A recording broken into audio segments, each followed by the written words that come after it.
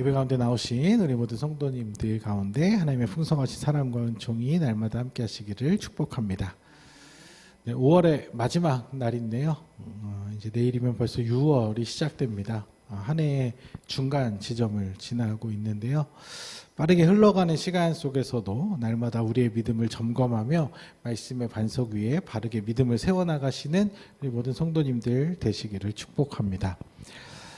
네, 사도신경의 첫 번째 문장을 함께 살펴보고 있는데요. 지난 시간에는 하나님의 전능하심과 아버지 되심에 대해 살펴보았고, 오늘은 천지를 지으신 창조주 하나님에 대해서 살펴보고자 합니다. 성경의 첫 구절, 창세기 1장 1절이 어떻게 시작되는지 잘 알고 계시죠? 네, 함께 읽어볼까요? 태초에 하나님이 천지를 창조하시니라.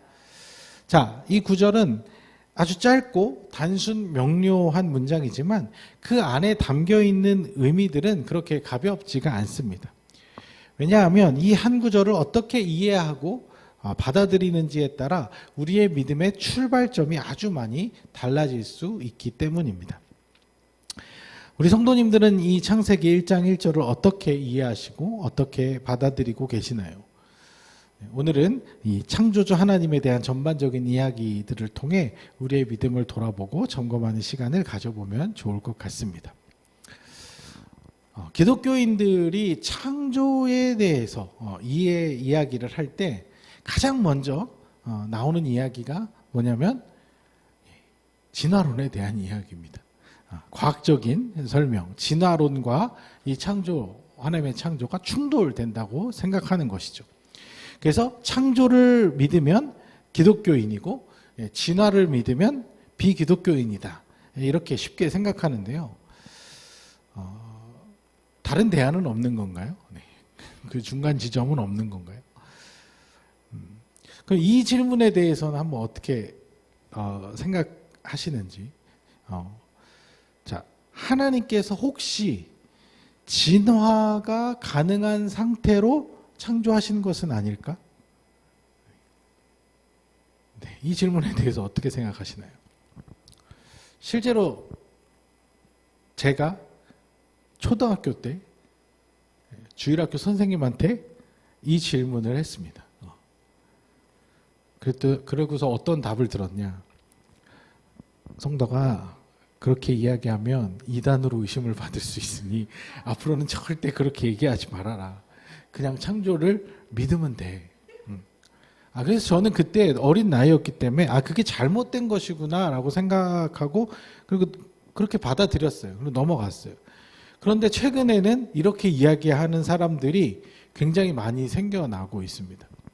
그걸 이제 유신론적 진화론이라고 하는데 현대의 그 과학적으로 밝혀낸 사실들을 완전히 무시하지 않고 그 사실에 위배되지 않는 선에서 창조에 대한 새로운 이해를 받아들이려고 하는 것이죠.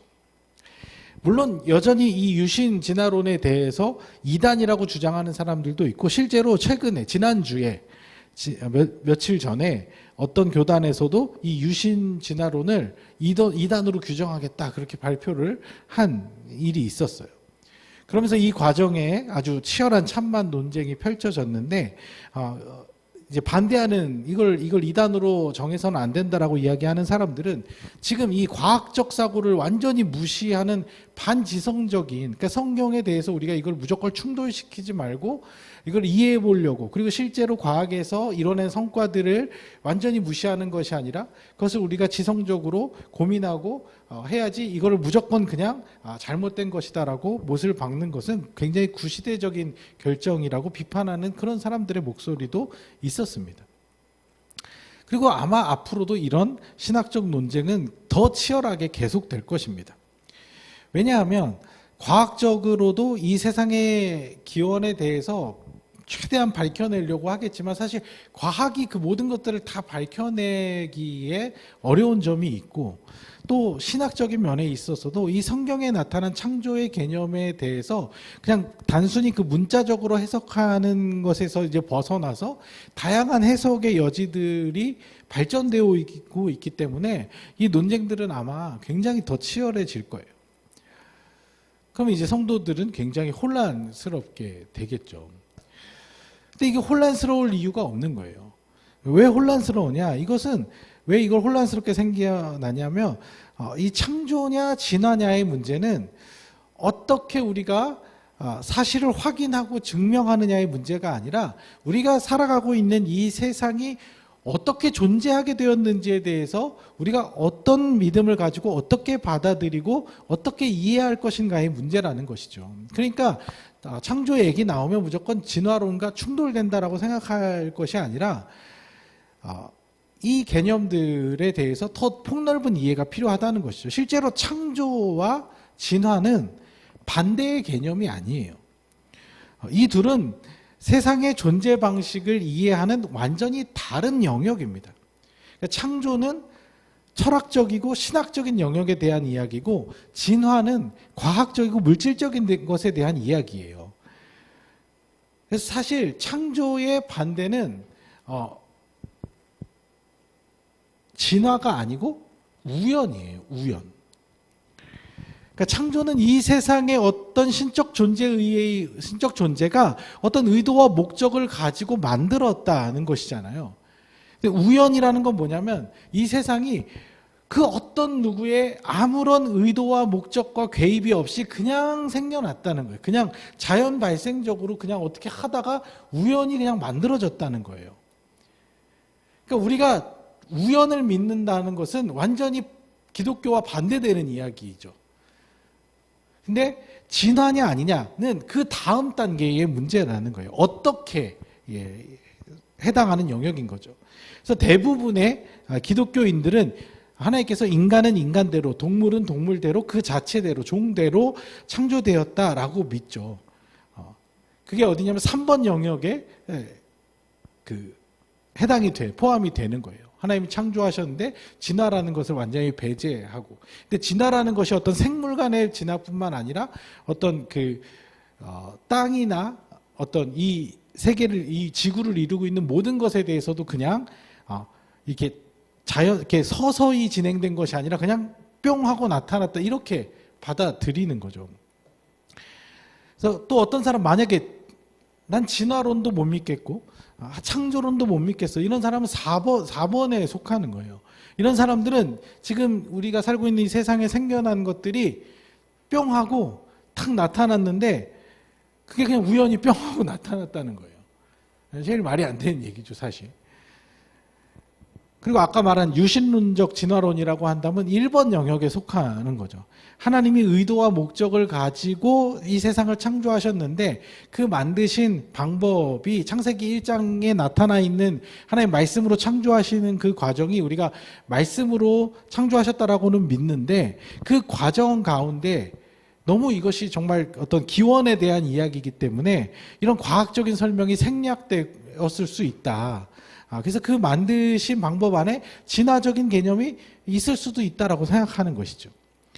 그러니까 우리가 창조주 하나님에 대한 믿음을 고백한다는 것은요, 진화라는 어떤 과학적 입장을 수용하느냐 마느냐의 문제가 아니고, 그보다 앞서 이 세상을 존재하도록 설계하고 계획한 그런 존재가 있다. 우리가 믿는 하나님이 바로 그 창조주 하나님이다라고 고백하는 것이, 그것이 창조주 하나님에 대한 고백이라는 거예요. 그래서 나라는 존재, 또 내가 살고 있는 이 세상이 그냥 어쩌다가 생겨난 우연의 산물이 아니라는 것이죠. 분명한 의도와 목적을 가지고 만들어진 것이다. 그런 존재다라고 믿는 것입니다. 그러니까 이것이 어떻게 보면 우리의 기독교인으로서의 엄청난 삶의 차이를 만드는 것입니다. 우리 삶의 모든 것이 우연의 산물이다라고 한다면 사실 앞으로 우리가 살아갈 모든 삶 또한 그냥 어쩔 수 없는 그냥 우연의 연속일 뿐이에요. 신이라는 존재가 개입할 수 없는, 그냥 이렇게 될 수도 있고 저렇게 될 수도 있는 것이죠. 그렇게 되면 사실 뭐 윤리도 도덕도 공의도 정의도 다 아무런 의미가 없게 됩니다. 그냥 자기 하고 싶은 대로 욕망에 살다가 어떻게 이렇게 사나 저렇게 사나 그냥 아무 상관이 없는 것이죠. 한여름밤에 있다가 사라지는 하루살이나 러브버그랑 우리가 별로 존재적으로 다를 것이 없어져 버리는 거예요. 그게 아니잖아요. 우리가 창조주 하나님을 믿는다는 그 고백의 의미는 우리의 존재가 그런 아무런 의미 없는, 아무런 목적 없는 존재가 아니라 창조주 하나님에 의해서 의도와 목적을 가지고 만들어진 존재. 나라는 개인뿐만 아니라 내가 그렇게 창조되었으면 우리 주변에 있는 이웃들, 우리 가족들도 마찬가지예요. 모두가 다 그런 의도와 목적을 가지고 특별하게 사랑받는 존재로 지어졌다라고 믿는 것이죠. 더 나아가서 우리가 살고 있는 이 세상의 모든 것들 역시 그냥 허투루 생겨난 것이 아니라 하늘도 구름도 바다도 나무와 산들과 바람까지 이 모든 것들이 다 하나님의 의도와 목적을 가지고 대충 그냥 만들어진 것이 아니라 아주 아름답게 심히 보시기에 좋게 만들어진 것들이라는 것입니다. 실제로 그렇잖아요.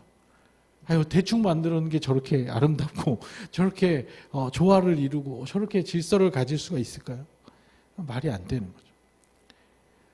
그러니까 우연히 창조됐다라는 것은 제가 이제 그 신학교 때 제가 창세기 수업을 들으면서 여러 이제 그런 그 비유들을 많이 들었는데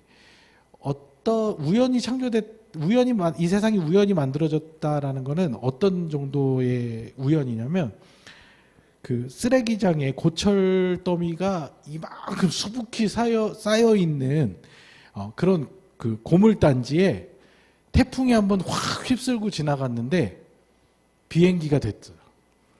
그게 우연히 세상이 만들어졌다고 얘기하는 거예요. 그러니까 그냥 이게 확 태풍이 한번 불고 가서 대충 비스무리한 모양이 어떻게 만들어질 수는 있겠지만 그게 정교하게 설계되어진 그런 비행기처럼 하늘을 날 수 있는 그런 기계로 될 수 있을까요? 아니죠. 그것은 어떤 사람들이 의도와 목적을 가지고 아주 정교하게 계획해서 만들어야 그런 것들이 생겨난다는 것이에요. 그러니까 인간의 존재가 그렇게 그냥 대충 우연히 생겨날 수가 없다는 것이죠. 이 믿음을 가질 때 하루하루 우리의 삶은 더욱 의미가 있고 가치 있게 살아갈 수가 있게 되는 거죠. 왜 우리가 살아야 되는지, 왜 우리가 바르게 살아야 되는지, 왜 우리가 하나님의 뜻을 알아야 되는지, 왜 그 뜻대로 살아가야 되는지에 대해서도 답이 찾아지는 거예요. 우리는 우주의 먼지가 아니에요. 먼지 같고 티끌같이 그런 작고 의미 없고 무가치한 존재들이 아닙니다.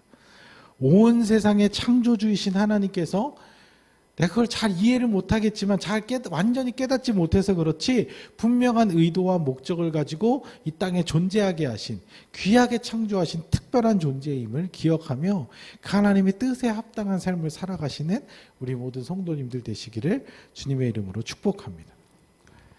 자, 그렇다면 하나님이 창조하신 것들의 범위는 어디까지일까요?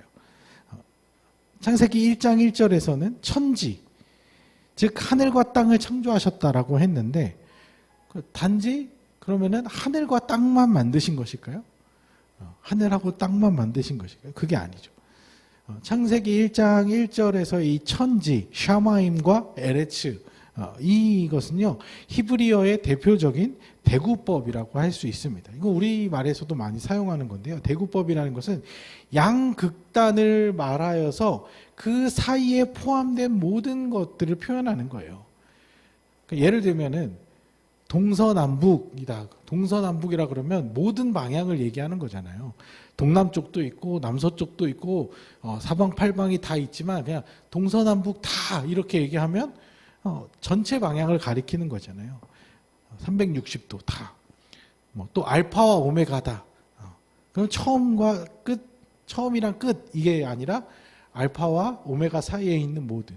그러니까 A부터 영어로 하면 A부터 Z까지라고 하면 A랑 Z가 아니라 그 안에 있는 모든 것을 얘기하는 거잖아요. 그러니까 천지를 창조하셨다는 것은 이 세계 안에 있는 모든 것들을 포함하는 것입니다. 우주는 하늘 위에 있으니까 빼는 게 아니고 그 당시 사람은 우주라는 개념 자체가 없었기 때문에 생각조차 못한 그런 단어조차 몰랐던 것이지 결국 우리가 보고 만지고 느낄 수 있는 이 세상의 천하 만물 모든 것을 전부 다 하나님이 만드셨다는 것입니다. 오늘 읽은 본문 다시 한번 읽어보도록 하겠습니다. 믿음으로 모든 세계가 하나님의 말씀으로 지어진 줄을 우리가 아나니 보이는 것은 나타난 것으로 말미암아 된 것이 아니니라. 뭐 그리스 로마 신화 이런 거 보면은 뭐 바다는 누가 만들었고 땅은 누가 만들었고 뭐 신들이 여럿이 있어가지고 뭐 자기들끼리 싸우기도 하고 막 그러잖아요. 근데 그런 것이 아니라 성경은 분명하게 하나님 한 분께서 이 세상의 모든 것들을 창조하셨다라고 선언하고 있습니다. 더 나아가서 성경은 창조의 범위를 단순히 이 물질 세계로만 한정하지 않습니다. 골로새서 1장 16절 말씀도 읽어보겠습니다. 만물이 그에게서 창조되되 하늘과 땅에서 보이는 것들과 보이지 않는 것들과 혹은 왕권들이나 주권들이나 통치자들이나 권세들이나 만물이 다 그로 말미암고 그를 위하여 창조되었고, 그러니까 눈으로 만져지고 보여지는 그런 가시적인 것들뿐만 아니라 보이지 않고 만져지지 않는 비가시적인 것들, 더 나아가서는 왕의 권세나 한 나라의 주권, 통치자의 권세들, 이런 보이지 않는 힘과 기운, 분위기나 느낌까지, 즉 단순한 우주 공간과 지구만 창조하신 것이 아니라 보이는 현실과 보이지 않는 정신적, 영적 차원의 모든 것들까지 다 하나님께서 존재하게 하신 것들이라는 것입니다. 그러니까 무슨 우주의 기운이라든지 뭐 기의 흐름이라든지 이런 보이지 않는 것들에 대해서 인간들이 그럴듯하게 막 꾸며내고 만들어낸 이야기들이 많은데, 대부분 그런 이야기들은요 맞는 것 같은데 맞을 때도 있고 아닐 때도 있고 부정확한 것들이 많아요. 하지만 이 모든 것들도 다 결국에는 하나님께서 존재하게 있게 하신 것들이기 때문에 비록 우리가 그것을 잘 설명하지 못하고 이해하지 못한다 하더라도 하나님의 창조의 질서 안에 있는 것들이기 때문에 우리가 무서워하거나 두려워하거나 염려할 필요가 전혀 없다는 것이죠. 뿐만 아니라 거기에서 또 더 나아가서 실체 자체를 이해하기 쉽지 않은 어떤 철학적 영역에 있는 것들, 예를 들어 뭐 시간, 인간의 마음, 뭐 사랑, 윤리, 이런 것들마저도 다 하나님의 창조의 범위 안에 포함된다는 거예요. 창세기 1장 1절은 태초에라는 말로 시작하잖아요. 그러니까 시간이라는 것도 하나님이 처음조차 하나님이 있게 하셨기 때문에 이 시간이라는 개념도 생겨날 수 있다는 거예요. 여러분들, 시간의 마지막이라는 것이 있을까요? 시간의 끝은 어디일까요? 인간의 생각으로는 규정할 수가 없어요. 근데 그 역시 하나님이 정하시는 것이죠. 그러니까 하나님의 창조는 단순한 물질 세계나 자연 세계에만 국한된 것이 아니라 그 안에서 발생되거나 일어날 수 있는 모든 것들이 다 하나님의 의도와 계획 안에서 창조의 질서와 섭리를 따라 진행되고 있다고 믿는 것, 이 창조주 하나님에 대한 고백은 굉장히 어마어마한 고백인 거예요. 그냥 이 지구가 어떻게 생겨났냐, 이 우주가 어떻게 기원했냐 정도의 문제가 아니라 이 모든 것들의 존재의 원인, 근거가 하나님이라고 고백하는 그런 믿음이라는 것이죠. 우리가 또 이렇게 고백할 수 있는 이유는 이 하나님의 창조가 단순히 만든 것에 그치는 것이 아니기 때문입니다. 창세기 1장의 창조 기사를 보면 하나님 6일 동안 무엇인가를 말씀으로 만드시잖아요. 그러니까 하나님의 창조가 무언가를 만드는 것으로 끝나는 것이었다면 6일로 끝나는 거죠. 7번째 날은 아무런 의미가 없어요. 하나님께서 7번째 날을 두신 것은 단순히 어떤 7일 사이클을 완성하기 위해서라기보다는 하나님께서 만드신 그 피조물들이 이 모든 피조 세계를 충분히 누리고 만끽하는 진정한 안식의 시간이라는 의미도 담고 있는 것이죠. 그러니까 많은 사람들이 하나님의 세상을 창조했다라고 했을 때 하나님이 이 세상을 아주 완벽하게 만들어 놓고 그냥 떠난 존재인 것처럼 생각을 해요. 하지만 그것은 타 종교나 아니면 일반적인 사람들이 이야기하는 조물주 정도의 개념인 거예요. 예전에 또 신학교 때 그 교수님께서 이런 비유를 많이 들어주셨는데 어떤 거냐면 어떤 시계를 만드는 장인이 있어요. 시계를 아주 오랫동안 굉장히 엄청난 실력을 가진 시계 장인이 있는데 이 사람이 정말 자신의 모든 역량을 쏟아부어서 한 치의 오차도 없는 완벽하게 돌아가는 시계를 만들었어요. 그 아주 정교하게 잘 돌아가는 완성품을 만들었어요. 근데 이건 창조가 아니에요. 만들고 끝난 거죠. 만들고서는 이제 그냥 그 시계는 어디 가서나 알아서 완벽하게 돌아가게끔 하는 거죠. 창조라는 개념은 만드는 것에서 끝나는 것이 아니라 만들고 난 후에도 계속해서 그 원래의 창조와 목적을 이루어 가도록 계속 지속적으로 관리하고 점검하고 바로 잡아나가는 것까지 포함한다는 것이죠. 시편 104편 30절 말씀 읽어보겠습니다. 주의 영을 보내어 그들을 창조하사 지면을 새롭게 하시나이다. 이 시편 기자는요, 창조라는 단어를 태초에 만물을 지으신 그 사건에만 국한하는 것이 아니라 하나님의 영을 통해 우리를 다스리시고 만물을 새롭게 하시는 현재의 사건에 대해서, 하나님의 섭리에 대해서도 똑같이 창조라고 사용하고 있습니다. 그러니까 이런 마치 요즘 컴퓨터 프로그램이나 스마트폰 앱에 보면 계속 이렇게 업데이트하라고 나오잖아요. 그래서 버그를 수정하고, 제가 오늘 아침에도 일어나 보니까 소프트웨어를 업데이트 하래요. 그래갖고 눌러서 또 시간이 좀 걸리잖아요. 그럼 뭐냐면 지금 이걸 만든 사람들이 만들어 놓고 방치시켜 놓는 것이 아니라 이걸 사용하면서 생길 수 있는 불편함과 문제점들을 계속 모니터링 하면서 그것을 고쳐나가고 바로잡아 나가고 그래서 사용자들의 편의를 지속적으로 관리하는 것처럼 그냥 만들어 놓고 끝이라는 그런 개념이 아니라 계속해서 만들어가는 과정이 되는 것이죠. 그러니까 하나님 우리를 만들어 놓고, 야, 나는 너희를 최선을 다해서 만들었어. 너희가 살아갈 세상을 또 최대한 아름답게 아주 보기 좋게 만들어 놨으니 이제 너희들이 열심히 살아봐. 난 최선을 다했으니 혹시나 어떤 문제가 생겨도 그건 내 책임이 아니야. 너희들이 이 창조 세계를 잘못 사용한 너희들 탓이야. 그러니 너희들이 책임져. 이런 식으로 우리를 방치시켜 놓는 분이 아니라는 것입니다. 하나님은 창조하신 세상을 지금도 붙들고 계십니다. 사도행전 17장 28절에서도 보면 사도 바울이 이런 표현을 해요. 우리가 그를 힘입어 살며 기동하며 존재하느니라. 그러니까 오늘 우리가 살며 움직이며 존재하는 모든 것이 하나님을 힘입어서 가능하다는 이야기예요. 그러니까 창조는 과거형 사건이면서 동시에 현재 진행형 역사인 것입니다. 우리가 숨 쉬는 순간, 해가 뜨고 지는 순간, 계절이 반복되는 순간마다 창조주의 손길이 계속되고 있는 거예요. 그 마침내 완성에 이르는 것은 우리가 그 마지막 날 하나님의 때를 기다리는 거고 있는 것이죠.